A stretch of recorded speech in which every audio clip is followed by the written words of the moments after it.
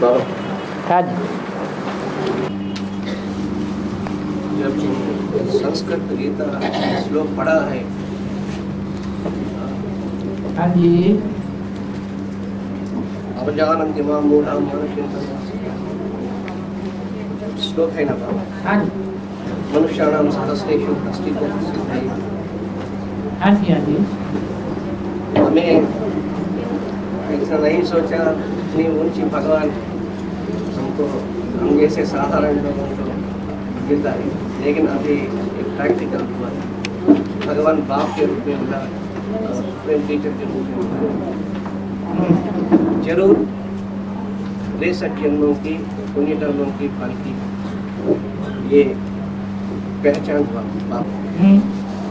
ऐसा कौन सी इतनी ऊंची श्रेष्ठ कर्म किया जो सुप्रीम सोर्स शिव ने दादा लेखराज लौकिक नामधारी और वीरेंद्र देव दीक्षित ये दोनों को एक के द्वारा मातृ पाठ बजाने के लिए और दूसरे द्वारा बाप की गुरु पाठ बजाने के लिए। गोपाल भाई को नहीं, बाबा को नहीं, गोपाल भाई को भी पार्ट बजाने के, अपने को क्यों भूल जा रहे हैं? नहीं, लेकिन बाबा ने शिव बाबा ने बोला है अगर इन दोनों आत्मा से कोई उल्टा कर्म हो जाए तो मैं उल्टा करूंगा, इतना भरोसा लिया है, तो रिस्पॉन्सिबिलिटी लिया है। ये सिर्फ दोनों आत्मा के लिए। ये तो आपका कहना हुआ। तो शिव बाबा बोला ना बाबा, खुद बोला ना। शिव बाबा नाम लेकर के कृष्ण के बारे में तो शास्त्रों में भी बोला हुआ है।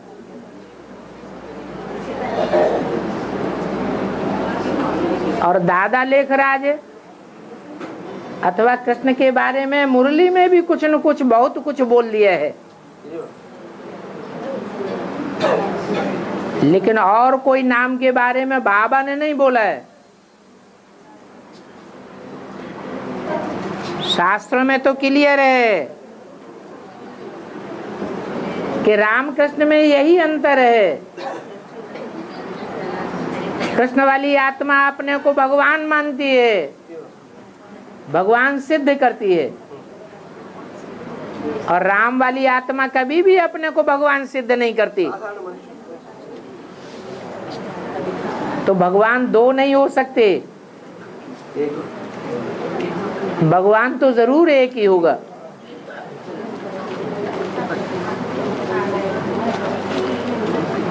और एक जो होगा वो अभी प्रत्यक्ष नहीं हो सकता। वो प्रत्यक्ष कर भी नहीं सकता अभी। अगर प्रत्यक्ष करे तो अनेक प्रकार के प्रश्न उठ खड़े होते हैं जिनका समाधान कोई के पास नहीं है। प्रत्यक्ष होने का पहला पॉइंट सिद्ध होगा, गीता का भगवान कौन है, वो बात अभी सिद्ध नहीं हुई है। इसलिए बाप की प्रत्यक्षता का टाइम पहले नहीं हो सकता। पहले बच्चों को प्रत्यक्ष, पहले गोपाल की प्रत्यक्षता का टाइम होना चाहिए। बच्चों को प्रत्यक्ष है, बच्चे को प्रत्यक्ष करते हैं बाप। हाँ, बाप पहले बच्चों को प्रत्यक्ष करता है। बाप ज्यादा शक्तिवान है या बच्चे ज्यादा शक्तिवान है? तो कौन अपना काम पहले करेगा? बाप करेगा। बाप करेगा। तो बच्चे पहले प्रत्यक्ष होंगे, और बाप ही प्रत्यक्ष करने वाला है। लेकिन बाप दादा का कहना है कि मैं कभी नाम नहीं लिख के बताता, बोर्ड पर या कागज पर लिख करके नहीं बतावेंगे कि किसका क्या पार्ट है।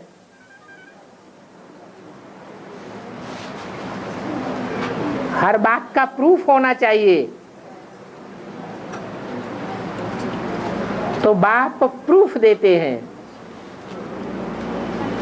प्रूफ के लिए इशारा देते हैं। जो देव आत्माएं हैं उन इशारों को पकड़ लेती हैं। वो देवात्मा ही बाप को प्रत्यक्ष करती है।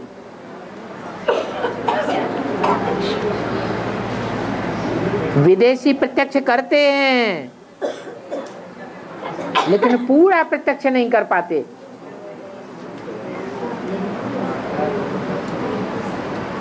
स्वदेशी देवताएं हैं, वो अपने बाप को जरूर प्रत्यक्ष करते हैं।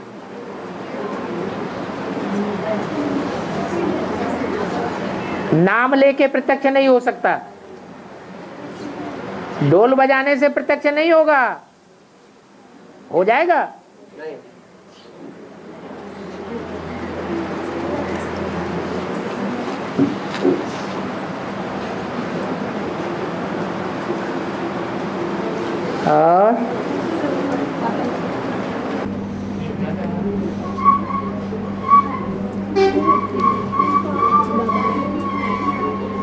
और बुद्धिमान बच्चों को बाप पसंद नहीं करते, दिल वाले बच्चों को बाप पसंद करते। लेकिन यह भी बोला है बुद्धिमान बाप की बुद्धिमान बच्चे बिना प्रूफ और प्रमाण के कोई किसी को मानने के लिए तैयार नहीं। क्या मतलब? बुद्धिमानों को प्रूफ और प्रमाण चाहिए। दुनिया में बाप को प्रत्यक्ष करना है, प्रूफ और प्रमाण देना पड़ेंगे।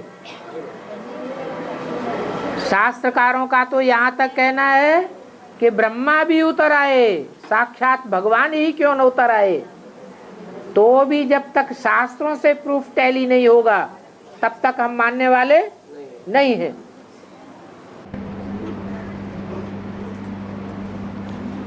हम भी ऐसे ही ना बाबा, प्रूफ के प्रमाण ही हमको पहचान मान लिया। हमने कहा मान लिया, हम तो ब्रह्मा बाबा को बड़े आराम से मान लिया। ब्रह्मा बाबा है, भगवान उसमें प्रवेश करता है, कोई प्रभु प्रूफ मांगा क्या? बेसिक नॉलेज में चले तब हमने भगवान का कोई आने का प्रूफ मांगा? बेसिक में नहीं मांगा, मान तो लिया ना कि भगवान आया हुआ है। तो फाउंडेशन तो हमारा वहीं से पड़ गया कि हम बुद्धिमान बाप के बुद्धिमान बच्चे नहीं हैं, हम भावना वाले बच्चे हैं।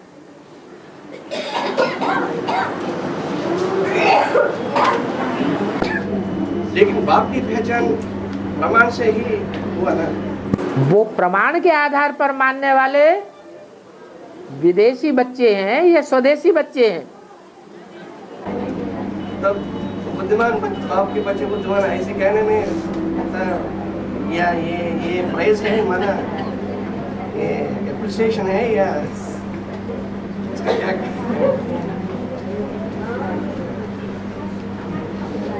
हम मातेले हैं या बपतेले हैं? तेले माना। एक होता है बाप का बच्चा, जैसे कश्यप ऋषि के बच्चे असुर भी थे और देवताएं भी थे, दोनों को बाप का बच्चा कहेंगे या मातेला कहेंगे?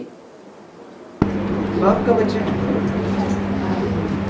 फिर मातेले कौन थे? देवता है, सौतेले। देवता सौतेले थे। सौतेले राक्षस है।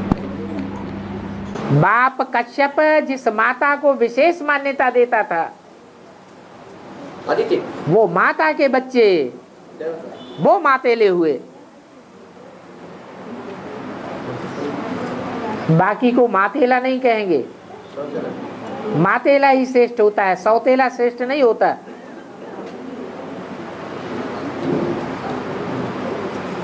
जिनको बुद्धि का अहंकार रहता है बाप उनको प्रेफरेंस नहीं देता। लेकिन दोनों का बैलेंस होना चाहिए है बैलेंस होना चाहिए। तो बैलेंस होना अलग बात है, बुद्धि का अहंकार होना अलग बात है। बाप को हम क्या बुद्धि दिखाएंगे? हमें जो कुछ भी ज्ञान मिला है, मिला किससे है? बाप से जो भी बुद्धि मिली है, मत मिली है, वो किससे मिली है? बाप से। 63 जन्म तो भटकते रहे, मिला तो कुछ भी नहीं। तो हमें बुद्धि का किस बात का अहंकार होना चाहिए? लेकिन विदेशियों के अहंकार होता है, स्वदेशियों को बुद्धि का अहंकार नहीं होता है। दक्षिण भारत वाले जो विदेशी का सभी को अहंकार होते हैं। आत्मा विदेशी होती है, शरीर विदेशी, यह शरीर विदेशी होता है। आत्मा का कनेक्शन अनेक जन्मों से है और देह का कनेक्शन इसी जन्म से है।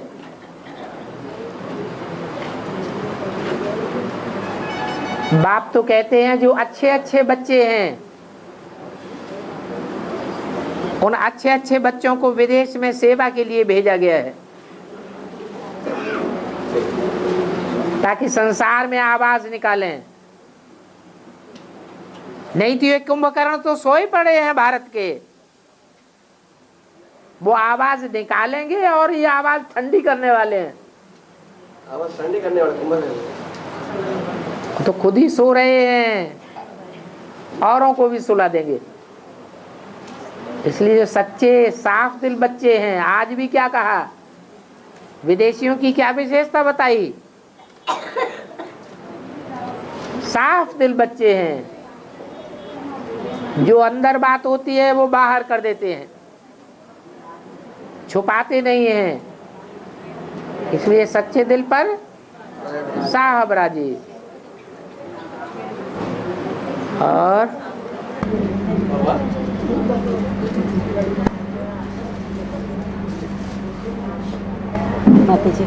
हाँ जी, गोलकरोल गीता पाठशाला में तुम्हारा वो खड़े के बाद में गोलकरोल गीता पाठशाला में तुम्हारा क्लास में सुना। क्लास नहीं हुआ? नहीं बाबा, बोला है तो गोलमपुरी में गीता पाठशाला है, हाँ वहाँ आकर आप क्लास करना होगा। क्या है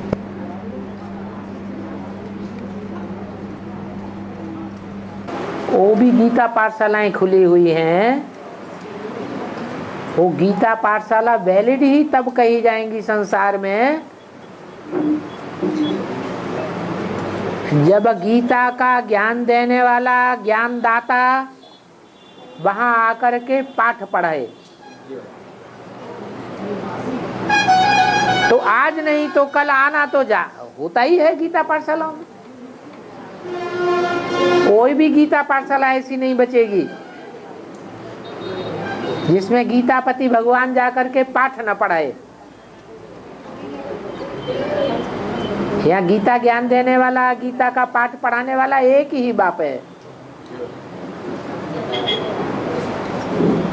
और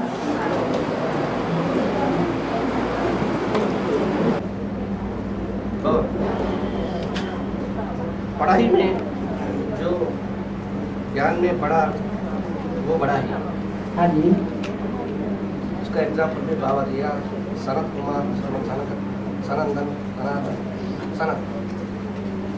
इसमें तो जो सनत है सबसे छोटा है, लेकिन वो ज्ञान में बड़ा है। हाँ जी, यहाँ तो जगदम्बा है ना, जगदम्बा को किसी ज्ञान में क्रॉस नहीं कर सकती। जगदम्बा जो है हाँ ज्ञान की देवी है। हाँ, बच्चे क्रॉस नहीं कर सकते। बच्चे क्रॉस नहीं करते। बाप तो नहीं, बाप के लिए तो नहीं बोला। हाँ बाबा, है? हाँ बाप के तो नहीं बोला है। हाँ जी, हाँ जी।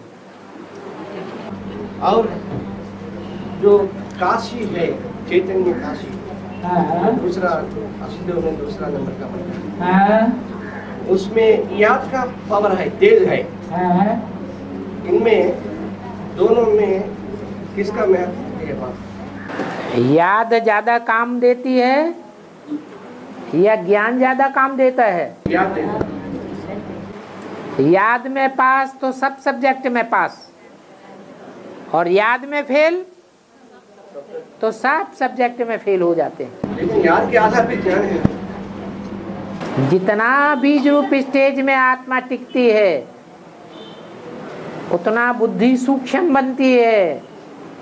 बुद्धि सूक्ष्म बनने से ज्ञान स्वतः ही इमर्ज हो जाता है। जैसे बूढ़ी माताओं के लिए कहा, अंत में बूढ़ी बूढ़ी माताओं के अंदर भी सारा ज्ञान इमर्ज हो जाएगा। ये कौन सी ताकत है? याद की ताकत। याद की ताकत।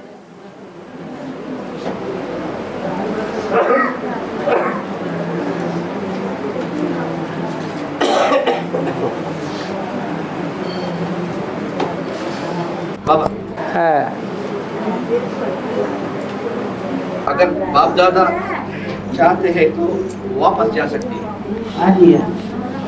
लेकिन बच्चों के लिए रुका है। हाँ, नहीं चाह सकते। बच्चों के लिए रुका है। हाँ जी। यहाँ बाप दादा के उस शब्द को मौलिक रूप में शिव और शंकर को समझना है या रामकृष्ण को समझना है?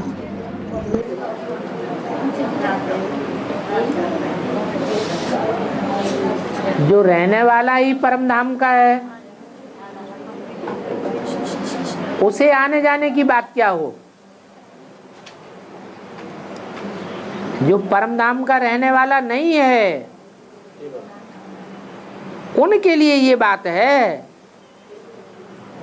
कि चाहे तो वापस जा सकते हैं, लेकिन ऐसी चाहना कर नहीं सकते, क्योंकि बच्चे तैयार नहीं हुए हैं। इसलिए बाप दादा कैसे वापस चले जाएंगे? अगर इस बाप दादा मन राम और कृष्ण की आत्माएं को लागू है तो कृष्ण की आत्मा अभी तक बाप को पहचाना नहीं, तो कैसा परिणाम जा सकते हैं बाप जैसा? बच्चों के मुकाबले ज्यादा पहचाना है या कम पहचाना है? कृष्ण ब्रह्म वाले आत्मा, हाँ। ब्रह्म वाले आत्मा अभी पहचाना नहीं है ना बाबा। नहीं पहचाना है तो साथ कैसे देता है? जब पहचान देता अभी साथ देता है या नहीं देता है? ज्यादा प्रवेश किसमें करता है? बाप को प्रवेश करता। तो फिर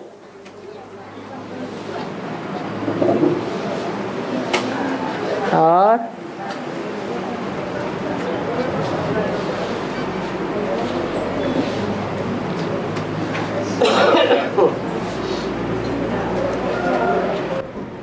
मुरली का पॉइंट है बाबा, पतितों को पावन बनाने वाला ये बाप है, हाँ। जिसकी श्रीमत पर तुम चलते रहो। प्रजापिता ब्रह्मा की मत ही मैशूर है, मैशूर। हाँ। कैसा बाबा? प्रजापिता ब्रह्मा की मत कैसा? मत भी का मतलब है उसके अलावा कोई दूसरा नंबर भी है।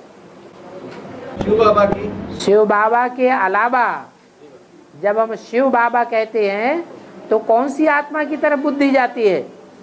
साकार और निराकार दोनों की साथ मना। पढ़ाने वाली आत्मा एक है या दो हैं? एक ही है, through Prajapita. Through loud speaker आवाज तो आती है जोर से, लेकिन थ्रू लाउड स्पीकर तो थ्रू का महत्व हुआ या बोलने वाले का महत्व हुआ? तो ऐसे ही है, वो प्रजापिता तो मात्र यंत्र है, हम सब गुड्डे गुड़िया हैं, चलाने वाला वो है।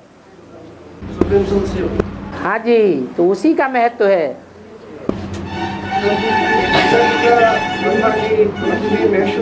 इसलिए अगर द्वयम नंबर दुनिया में किसी को रखेंगे तो मुकर्रर रथ को रखेंगे।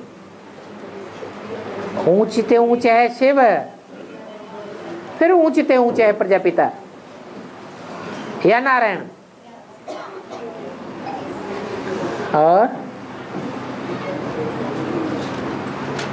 और भी बोल दिया।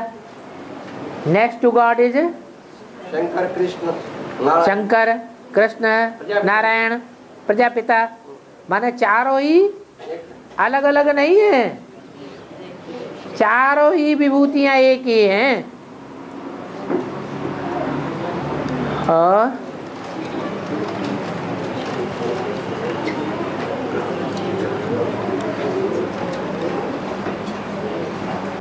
बाबा, हाँ जी। माया सर्वशक्तिमान का टाइटल है, हाँ जो बाकी सरेंडर होने की जो बात जो है बाबा, पहली माया शरण हुआ थोड़े समय के लिए, हाँ जी। और दूसरी यमुना शरण हुआ, तीसरी गंगा और चौथा तो जगदम्बा। हाँ यमुना, तेरह में तेरह जैसे होना चाहिए। जैसे हम यमुना कहते हैं, वो माया का बीज नहीं है क्या? नहीं, हाँ? नहीं, नहीं। फिर माया आधार मूर्ति भी है, माया बीज रूप भी है। माना यमुना ही खुद माया का बीज है।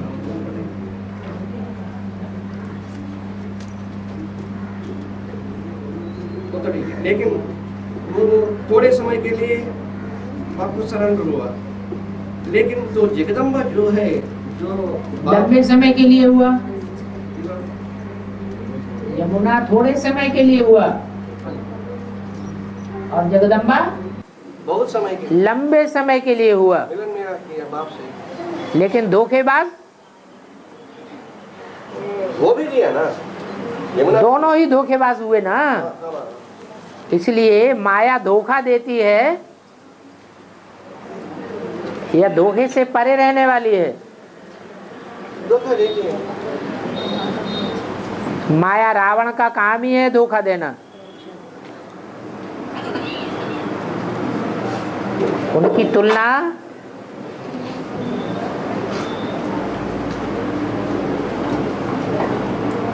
अष्टदेवों में से दूसरे देवता के साथ नहीं की जा सकती।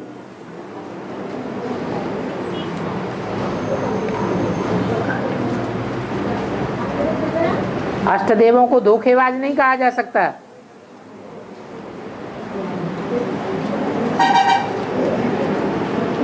और मतलब जगदम्बा भी एक माया स्वरूप है। रावण के 10 सिर भूल गए क्या?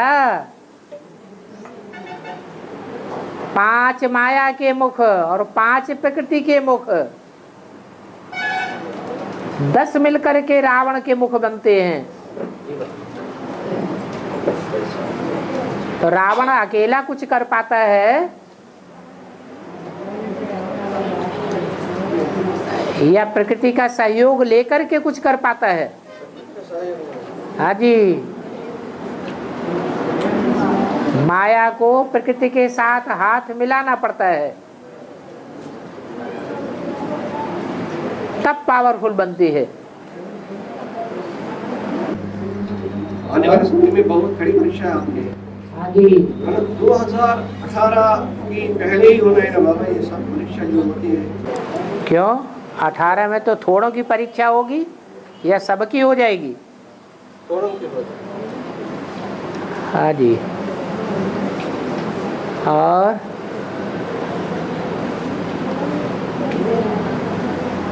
बाबा,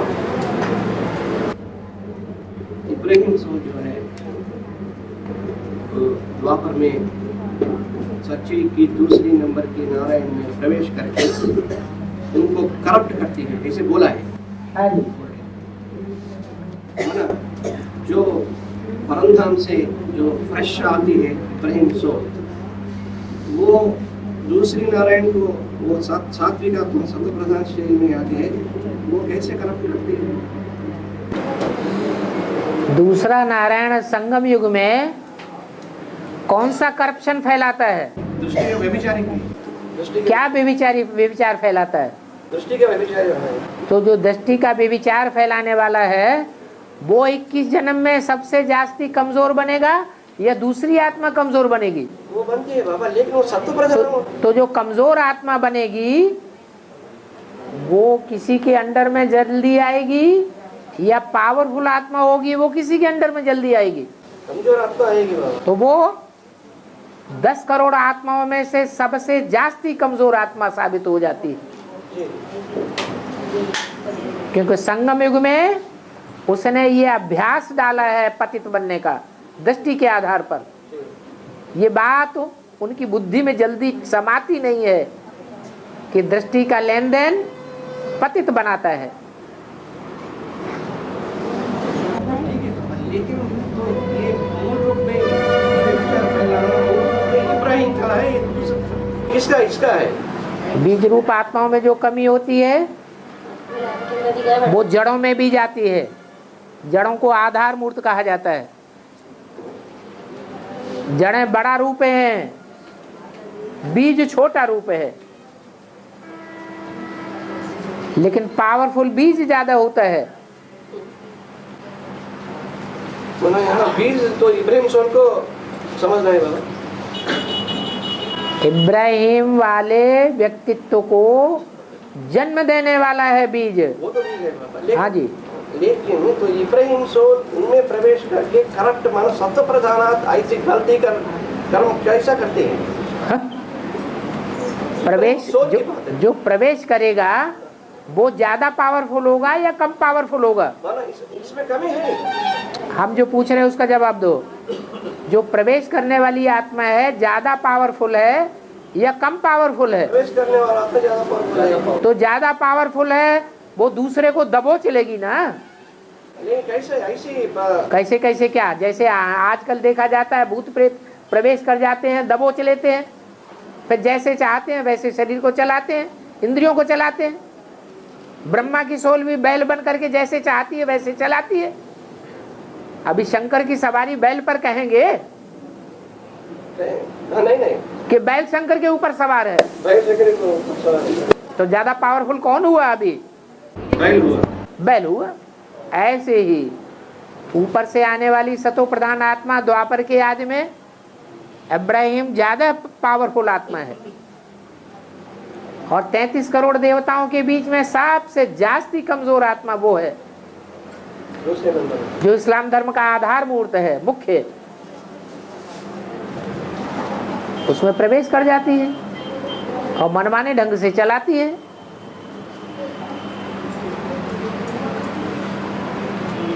और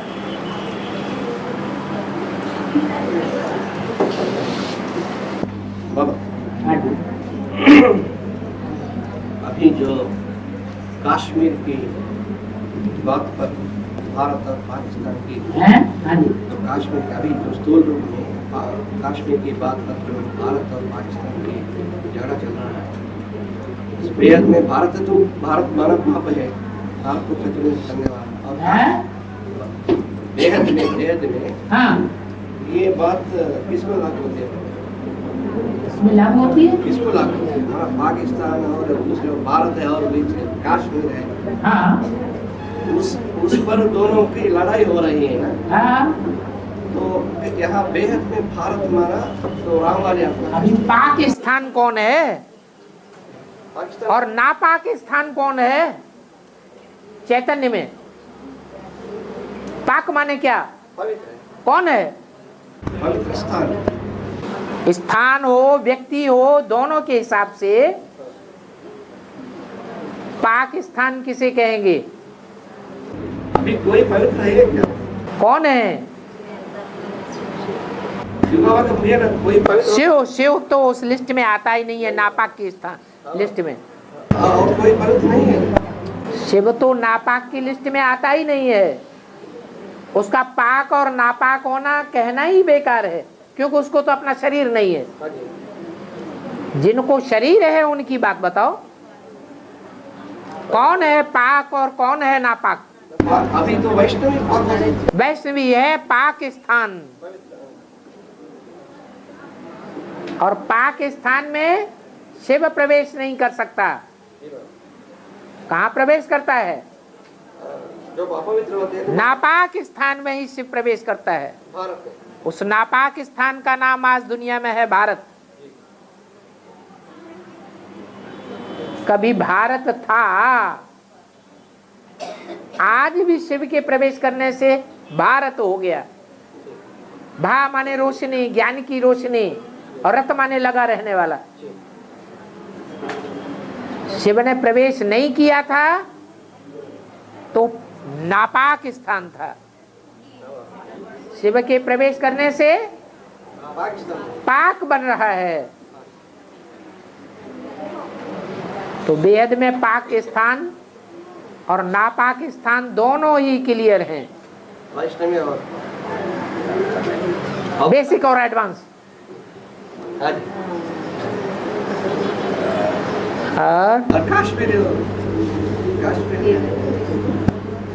कश्मीर है फूलों की दुनिया, स्वर्ग स्वर्ग नहीं है, लेकिन सुखदाई फूल जरूर हैं, फूलों का भंडार जरूर है। विजयमाला में फूल हैं या रुद्रमाला में फूल हैं? विजयमाला में तो फूलों का भंडार है।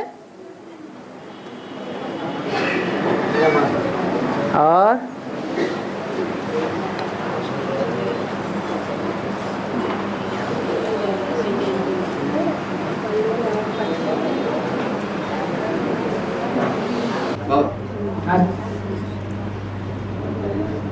रावण को बाबा ने मुरलियों में खास डेफिनेशन दिया है। रावण को मुरली में खास डेफिनेशन, खास रावण कौन है? जरूर है देहधारी धर्म है। ऐसा माया को भी, तो माया तो अनेक प्रकार की आती है, स्त्री के रूप में आती है, पुरुष के रूप में, वस्तु पदार्थ के रूप में आती है। ऐसा माया की भी खास डेफिनेशन कोई नहीं है। हमारी ओरिजिन में कमजोर ही माया है।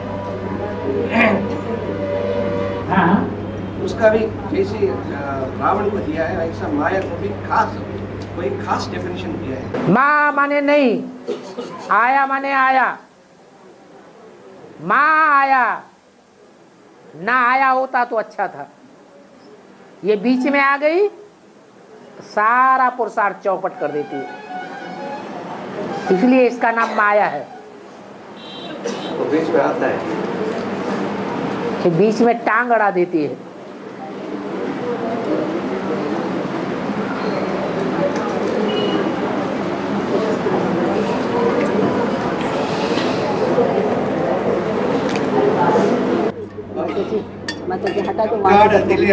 वो बात आती है होली में। हाँ जी, क्या बाबू वो हिंदी का शब्द है या उर्दू का शब्द है? कम कार्डे,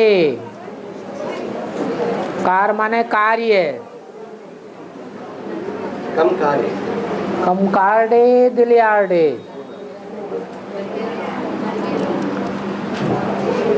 कर्मेंद्रियां काम में लगाओ और दिल भगवान बाप में लगाओ।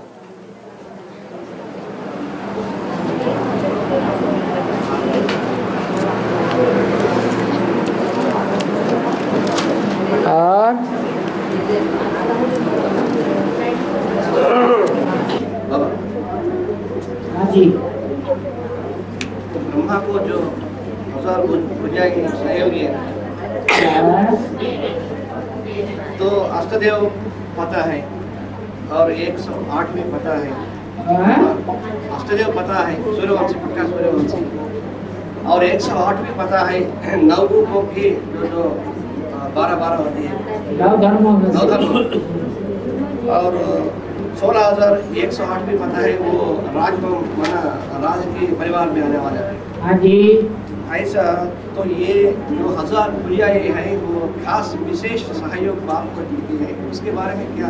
2000 भुजाएं? नहीं 1000 ब्रह्मा को 1000 भुजाएं दिखाती है। चलाने वाला तो प्रजा ब्रह्मा है ना। तो उनके बारे में माना तो जो 1000 भुजाएं के बारे में उस खास बात है। हाँ, भुजाएं माने सहयोगी, सहयोग जो विशेष सहयोग देने वाले हैं, और जब जरूरत हो उस समय विशेष सहयोगी बन जाएं। उस सहयोग की बलिहारी है। सदा काल सामान्य हिसाब से सहयोगी बनते रहें वो कोई बड़ी बात नहीं, लेकिन विशेष टाइम पर जब जरूरत हो उस समय सहयोगी बन जाए। जैसे महाराणा प्रताप के जीवन काल में भामाशाह, जब वो घास की रोटियां खा रहे थे, उनको कोई रास्ता नहीं मिल रहा था, तो भामाशाह ने अपनी सारी धन संपत्ति उड़ेल दी पीढ़ियों की कमाई उनके सामने रख दी तो उसे कहेंगे विशेष विशेष भुजा, सहयोगी भुजा।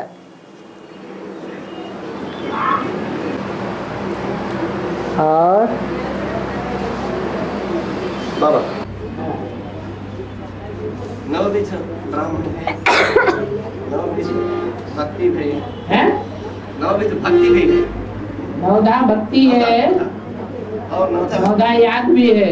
हाँ बाबा, तो नवदा याद बना तो इसमें सबसे बड़ी अच्छी याद है साकार में निराकार को याद करना। हाँ जी, वो सूर्यवंशी वाले आत्मा ही करते हैं ना, वो सबसे श्रेष्ठ उनका है ना। क्यों चंद्रवंशी आत्मा याद नहीं कर सकती? चंद्रवंशी भी करते हैं। उन्हें जब ज्ञान मिलेगा तो वो भी याद करेंगी साकार में निराकार को। हाँ बाबा। हाँ और बाकी जो विधर्म है, विधर्मी है, हाँ, उनका याद माना ऐसा माना प्रवृत्ति की तरफ नहीं होते ना बाबा, वो निवृत्ति की तरफ होती है क्या? बीज जो बीज वो और धर्म पिताओं में बट जाती है उनकी बुद्धि, तो बुद्धि खंडित हो जाता है।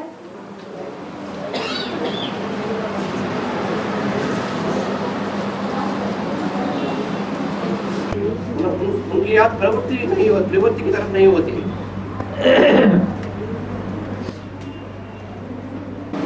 पहले पक्का निश्चय हो तभी प्रवृत्ति बनेगी ना।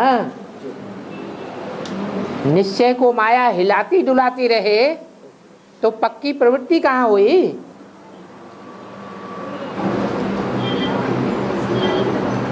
यज्ञ के आदि में जो पीऊ की वाणी चली उसको सुनकर दीदी दादियां कांप जाती हैं। जब है ही नहीं वो अवेलेबल तो कांप कहाँ से जाती हैं?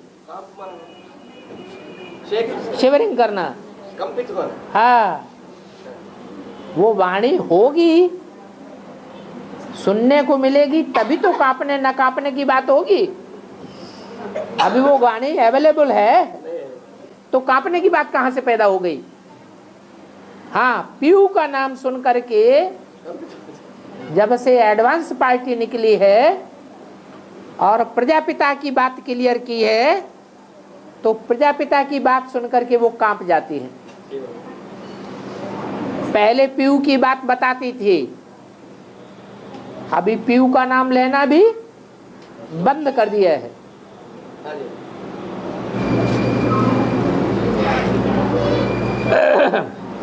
बाबा ने कहा गीता पाठशाला खोलना है तो 5 पांडव जरूर रहना चाहिए।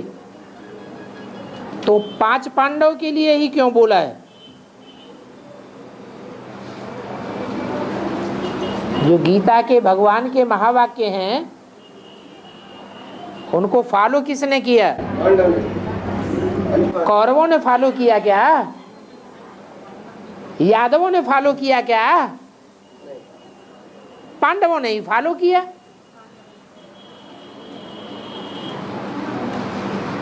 पांच पांडव क्यों बोले गए? क्योंकि थोड़े होते हैं ना बाप। नहीं, 5 ही धर्म हैं जो स्वदेशी हैं। सूर्यवंश, चंद्रवंश, बौद्धि, सन्यासी और सिख, इनके मुखिया ही 5 पांडव हो गए। इनका प्रतिनिधित्व करने वाली आत्मा ही 5 पांडवों के रूप में गाई गई है। ये पांचों ही मिलकर के जब तक एक नहीं होंगे तब तक माया का मुकाबला नहीं कर सकेंगे।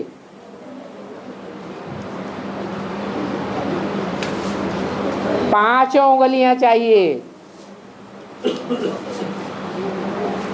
इसलिए गीता पाठशाला कहीं वो जाती है जहां 5 पांडव कम से कम हो।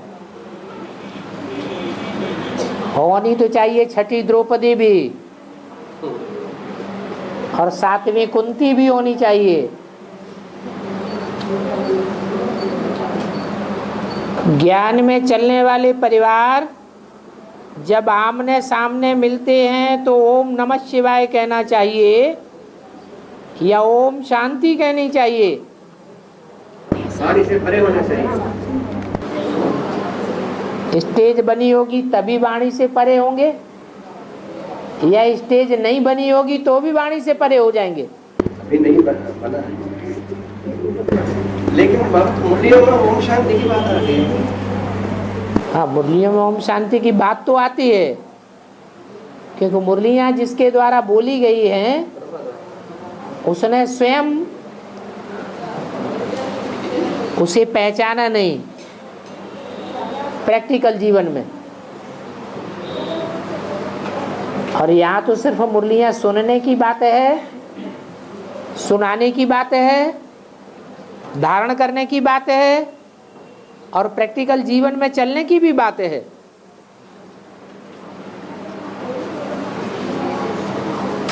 प्रैक्टिकल जीवन में जो चलेगा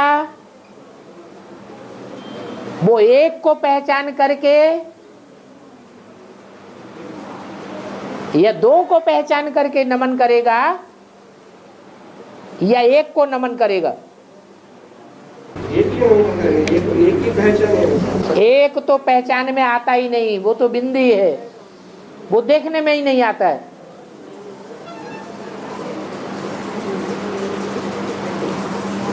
वो एक मुकर्रर रथ में पहचान में आना चाहिए, तो दो आत्माएं हो जाती हैं। लेकिन हमारी बुद्धि जो है वो नमन किस आत्मा को करती है?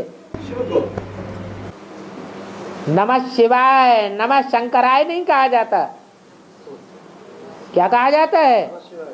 नमः शिवाय। शिव की आत्मा को हम नमन करते हैं शरीर में रहते रहते।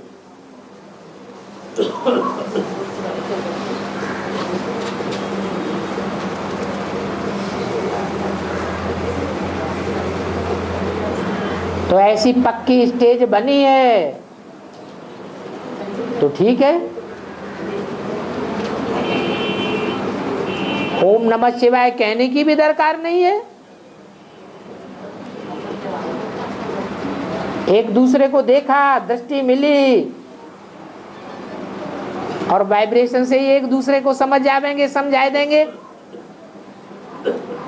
कि हमारी एक दूसरे के प्रति शुभ भावना, शुभ कामना है या नहीं है।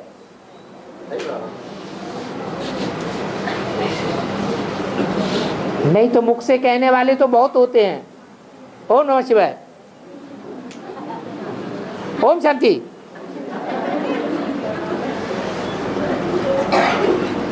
तो कहना कुछ और, करना कुछ और हो जाता है। अंदर एक और बाहर दूसरा हो जाता है।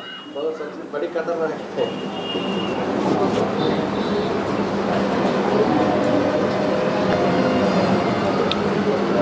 जो भी सरेंडर होकर घर चले जाते हैं उनको बाबा के ऊपर प्यार तो है, लेकिन वो किसी से तंग होकर के, अशांत होकर के घर चले जाते हैं। तो उनका किस आधार पर नंबर मिलता है?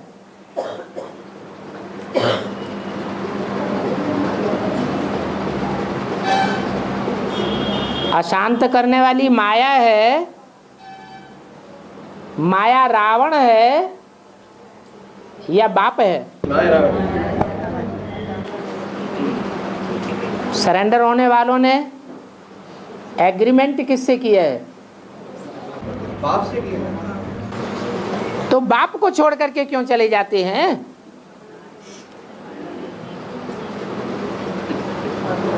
जो अशांत करने वाले हैं उनसे बात करना बंद कर दे, उनसे बोलना चालना बंद कर दे। कोई जबरदस्ती है?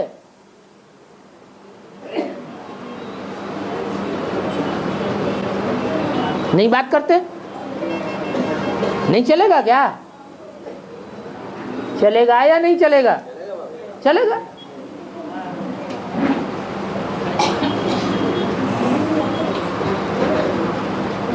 विरोधाभास पैदा करना है तो अज्ञानियों के साथ करना है या बाप का जो परिवार है, परिवार के भांति हैं, उनके साथ विरोधाभास पैदा करना है। कहाँ सहन करना है और कहाँ सामना करना है। परिवार में क्या करना होता है? सहन करना होता है। लेकिन विदेशी हैं, विधर्मी हैं, तो परिवार के साथ सामना करेंगे या सहन करेंगे? तो सामना करने लग पड़ते हैं। ट्रेटर बन गए, अलग हो गए, जो चाहेंगे सो बोलेंगे। जल में रह करके तो मगरमच्छ से विरोध होता नहीं है, तो बाहर हो गए।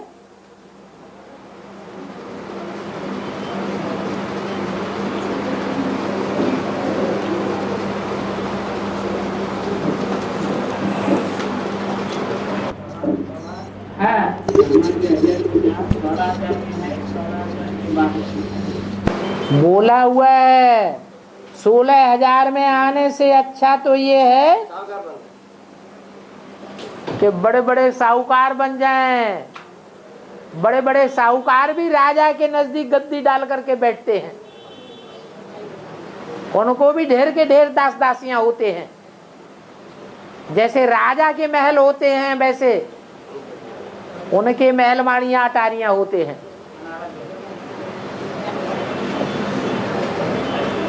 तो कम मर्तबा है क्या?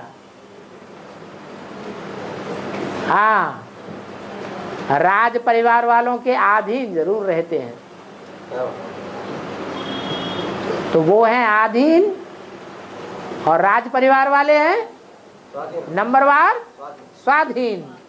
अब क्या बनना है वो देखना है। बाबा ने तो कहा नहीं कि दास दासी बन के रह जाओ। दास दासी तो वो बनते हैं जो एक बार सरेंडर हो जाते हैं, तन से, मन से, धन से, फिर धोखेबाजी करते हैं, सर उठा लेते हैं, विरोध करते हैं, त्याग पत्र दे करके चले जाते हैं, दूसरी पार्टी अटेंड कर लेते हैं, दूसरे देश की जाकर के सेवा करते हैं, दूसरे को बाप बना लेते हैं।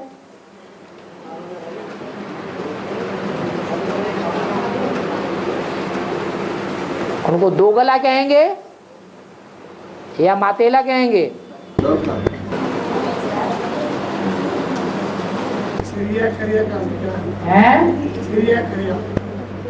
चरिया खरिया माने पागल जैसे, कुछ भी बकते रहते हैं, उनको कहते हैं चरियाई।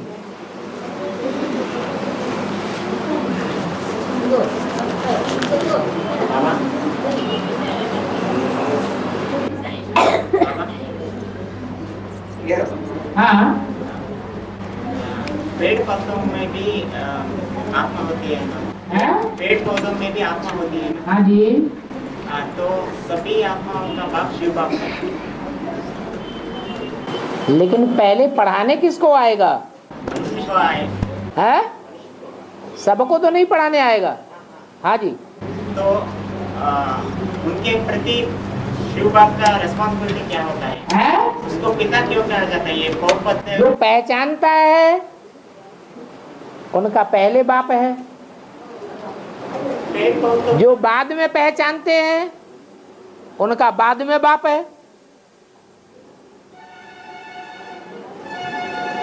उनका मन बुद्धि जड़त्व में होती है। पेड़ पौधों का मनुष्यों में जड़त्व बुद्धि वाले नहीं होते हैं। तो जैसे मनुष्यों में नंबरवार जड़त्व बुद्धि है, वैसे पेड़ पौधों में भी जड़त्व बुद्धि है, पशु पक्षियों में भी जड़त्व बुद्धि है।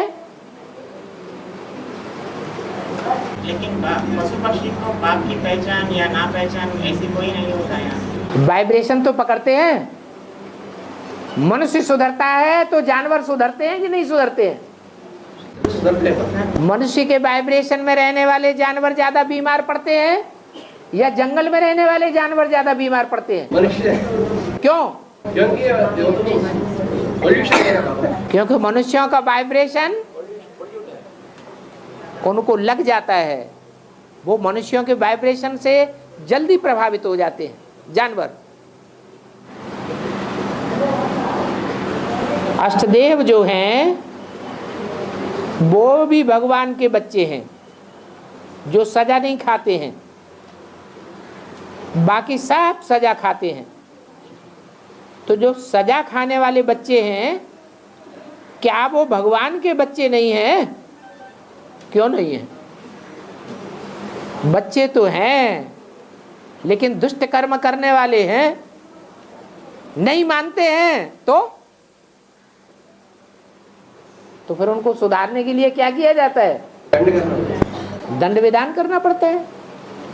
बच्चे तो हैं, सजा खाते हैं, तो पद कम हो जाता है। माने कम पद पाने वाले बच्चे हैं। बच्चे तो सरेंडर होने वाले, बाप के परिवार के बनने वाले प्रैक्टिकल में 16,108 हैं, चाहे वो मेल के रूप में हो चाहे फीमेल के रूप में हो।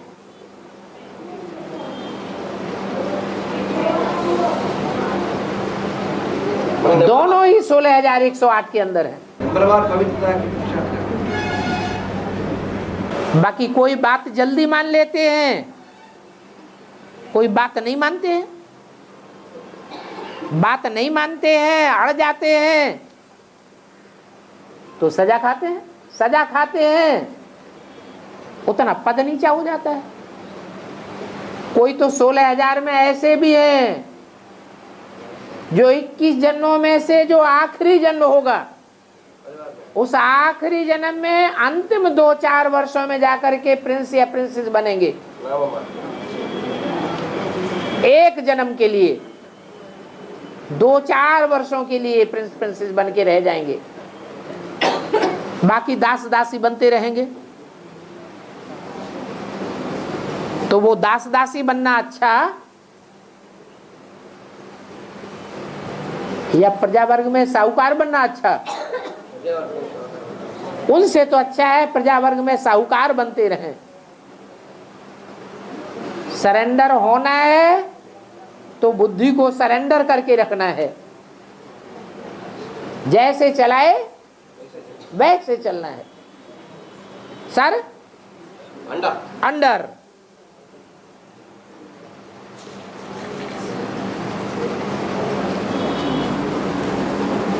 16,108 की पालना जगदम्बा करेगी।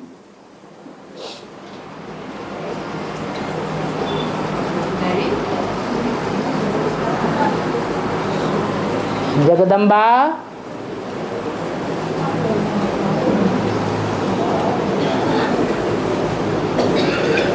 जो सजा नहीं खाने वाले हैं उनकी पालना करेगी,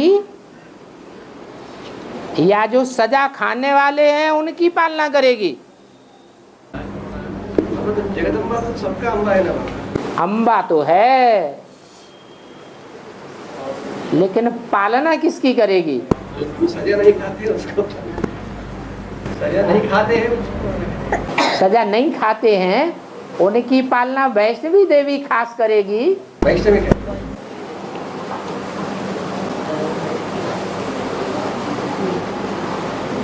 तो 16,108 की पालना जगदम्बा करेगी, और जो सरेंडर हुए फिर घर चले गए वो भी तो 16,108 की लिस्ट में आवेंगे,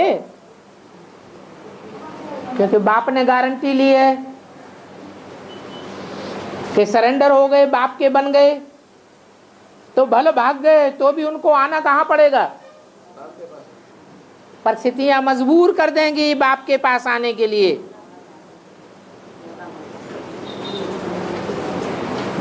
तो कुर्सी नीचे गिर जाएगी या ऊंची कुर्सी बनी रहेगी? नीच पद मिलेगा। कितना भी पुरुषार्थ करें,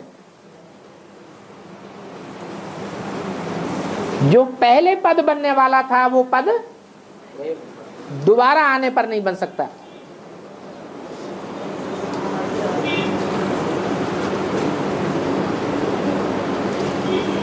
जो घर भागने वाले हैं उनकी खास पालना करेगी जगदम्बा,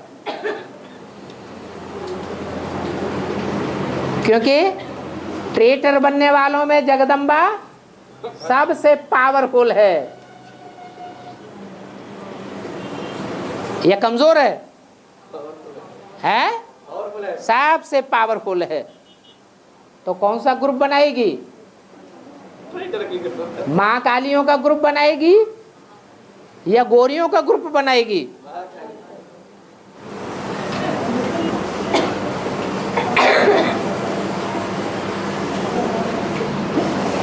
धर्मराज का पार्ट बजाने के लिए शरीर चाहिए, तो किस शरीर का आधार लेंगे? जगदम्बा का शरीर। धर्म का राजा कौन है? ब्रह्मा।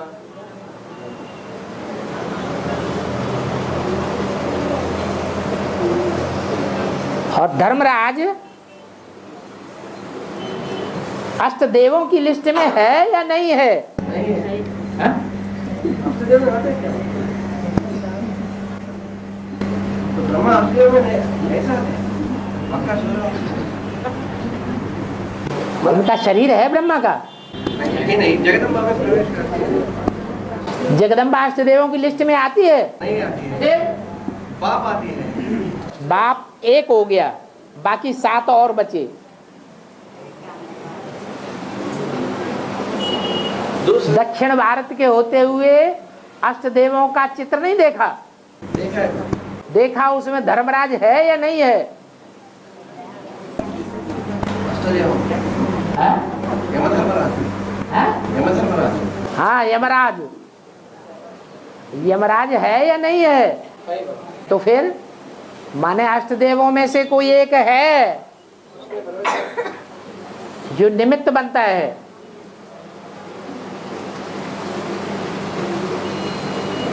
शिव बाप सब बच्चों में प्रवेश नहीं करता, लेकिन बाप दादा प्रवेश करते हैं।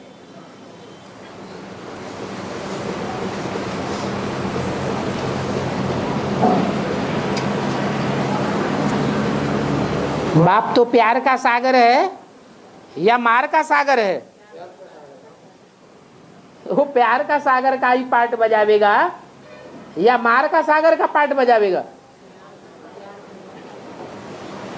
कह दिया है धर्मराज शंकर प्रलयंकर। बाकी प्रैक्टिकल में तो ऐसा पार्ट नहीं बजाता।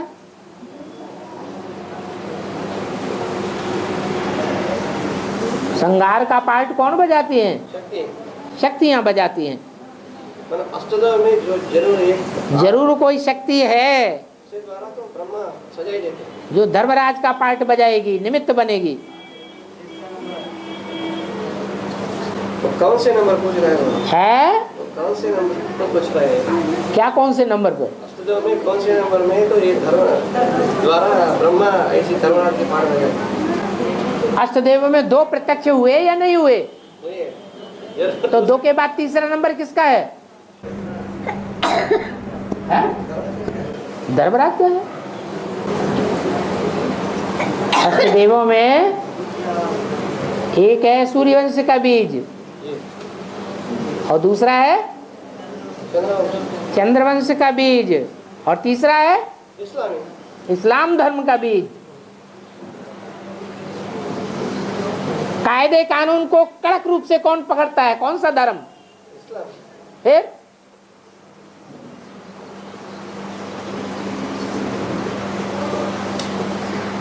रहम नहीं होता है।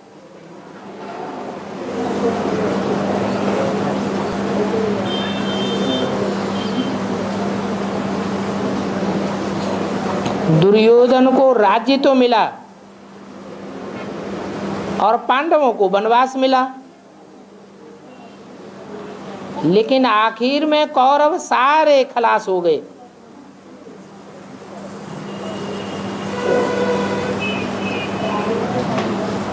तो वो क्या सुख भोगेंगे? जब तक जीते रहे तब तक उनकी बुद्धि भी पांडवों में लगी रही। तो इसकी शूटिंग ब्राह्मणों की दुनिया में कैसे होती है? दुर्योधन का अर्थ क्या है? दुष्ट युद्ध करने वाला। जो युद्ध माया का युद्ध बाप ने बताया है, अहिंसक युद्ध है, बाप का बताया हुआ यह हिंसक युद्ध है, अहिंसक युद्ध है। जो अहिंसक युद्ध करता है वो युधिष्ठिर है, युद्ध में स्थिर रहने वाला युधिष्ठिर। और जो हिंसक युद्ध करता है वो दुह, दुह माने दुष्ट, दुष्ट युद्ध करने वाला है। दुष्ट युद्ध होता है हिंसक युद्ध, बाहुबल के आधार पर युद्ध करना, मारपीट कर देना, जिस्मानी मारपीट कर देना, धन बल के आधार पर घूस दे करके, रिश्वत दे करके, उल्टा पुल्टा काम कराए के कोई को जेल कराए देना, इस तरह के अनैतिक कर्म कराना, ये दुष्ट युद्ध है। जोर जबरदस्ती करना, श्रीमत की बरखिलाफी करना, ये दुष्ट युद्ध है।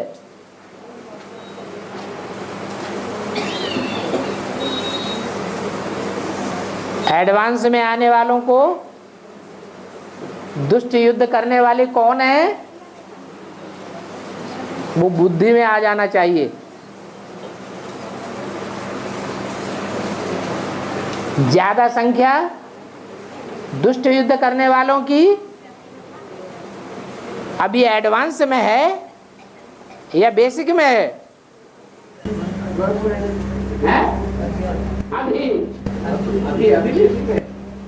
अभी बेसिक में है, क्योंकि अभी बाप मौजूद है,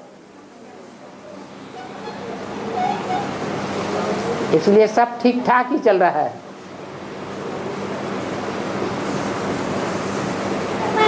वो दुर्योधन, दुशासन, वो रावण संप्रदाय, वो कुंभकर्ण आदि सब प्रत्यक्ष हो रहे हैं, जो बाहुबल का आधार ले रहे हैं, ज्ञान बल का आधार नहीं ले रहे हैं, मुरलियों का आधार लेकर बात नहीं करते, मनमानी चाल चलते हैं।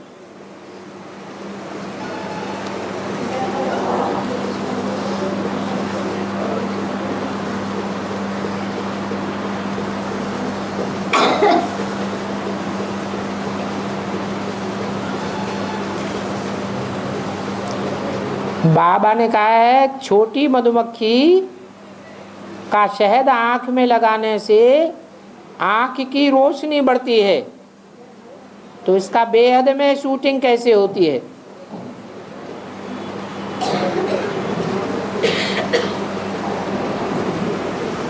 यहाँ कौन से शहद की बात है? स्थूल शहद की बात है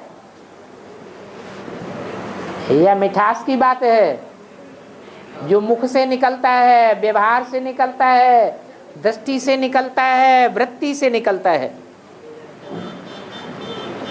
ऐसा मधुर व्यवहार करने वाली वैष्णवी जिनके साथ मधुर व्यवहार करती है, उनकी दृष्टि कैसी बनेगी?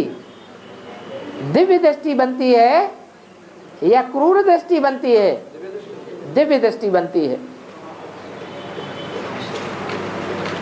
दिव्य दृष्टि अच्छी होती है या राक्षसी दृष्टि अच्छी होती है? दिव्य दृष्टि अच्छी मानी जाती है।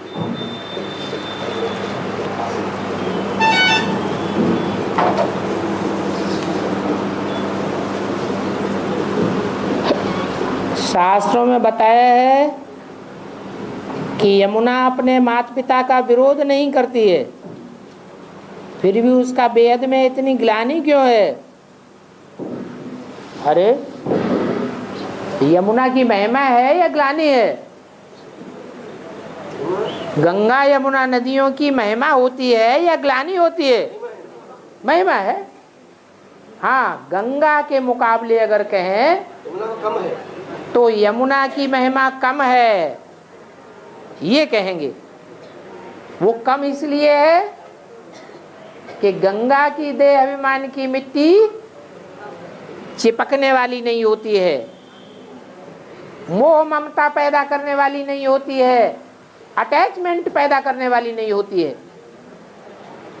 और यमुना की चिकनी मिट्टी मोह पैदा करने वाली होती है, अटैचमेंट पैदा करने वाली होती है, देहभान बढ़ाने वाली होती है। इतनी महिमा कम है।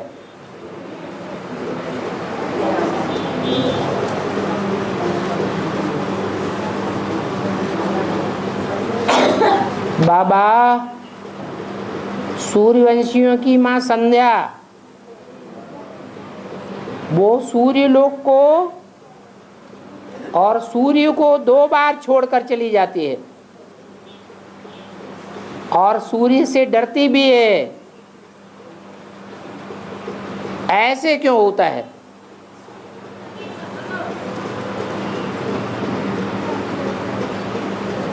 जो तीव्र पुरुषार्थी होगा और जो ढीला पुरुषार्थी होगा, तो ढीला पुरुषार्थी तीव्र पुरुषार्थी वाले से भय खाएगा या नहीं खाएगा? भय खाता है, डरता है ये बहुत आगे चला गया।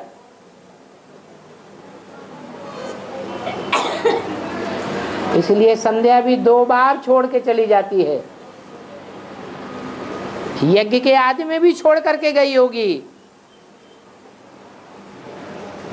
और एडवांस में भी छोड़ देती है। हाँ। लौकिक परिवार में हाँ? लौकिक परिवार में रिश्तेदार को एक आदमी मर गया, उनको देखने के लिए मैं जाऊँ नहीं जाऊँ। ये तो आप देखिए कि आपका नजदीकी है, आपको सहयोग दिया है, लौकिक व्यवहार में, लौकिक जीवन में आपके साथ निभाया है, तो आप भी उसके साथ निभाइए। दुख के टाइम पर जो सहयोगी बनता है, थोड़ा भावना दिखाता है, उससे लोगों को थोड़ा तरजीह मिलती है, तो छोड़ क्यों देना उनको?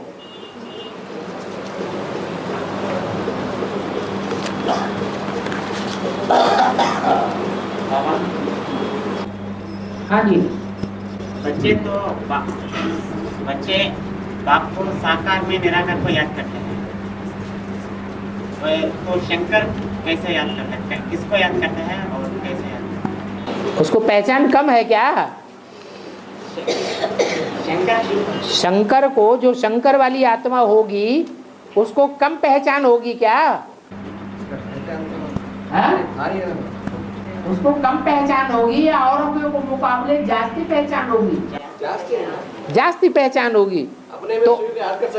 तो जो जास्ती पहचान वाला होगा उसको याद करना सहज होगा या कठिन होगा? हाँ, हम जो पूछ रहे हैं उसको वो बात बताओ। वो मुकर्रर रथ की उसे पहचान है या नहीं है? है। तो उस मुकर्रर रथ में वो शिव को याद करने में उसको कठिनाई होगी या और सहज होगा? और ज्यादा सहज हो गया, क्योंकि दूसरे में याद करना तो कठिन होता है और अपनी को आत्मा को याद करना और ही सहज होता है। वो नजदीक है, नजदीकी को याद करना सहज है या दूर वाले को याद करना सहज है? जो सदैव नजदीक रहा पड़ा है उसको याद करना तो बहुत सहज है। ओम शांति।